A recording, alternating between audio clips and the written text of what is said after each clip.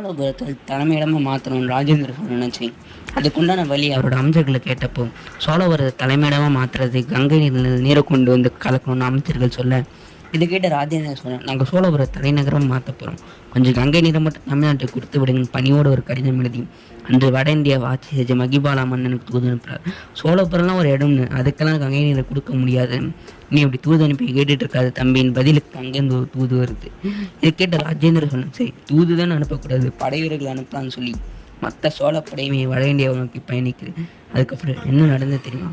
ஆந்திராவோட வேங்கி நாடு தோற்கடிக்கப்படுது, சத்தீஸ்கரோட சக்கரக்கோட்டம் படுதோல்வி, புவனேஸ்வரோட பஞ்சப்பள்ளி அசல் எதிர்த்து கூட நிற்க முடியல, ஜார்க்கண்டோட கோசல் நாடு அடையாளமே தெரியாத மாதிரி மாறிடுச்சு. இறுதியாக தன் அசிங்கப்படுத்த மகிபாலையும் விட்டு வைக்காம வம்சம் செஞ்ச சோழப்படை இந்த 5 மன்னர்களை தலை கங்கை நீரை சுமக்க வச்சு சோழபுரத்தை ஊற்ற வச்சது தான் ராஜேந்திர சோழன்.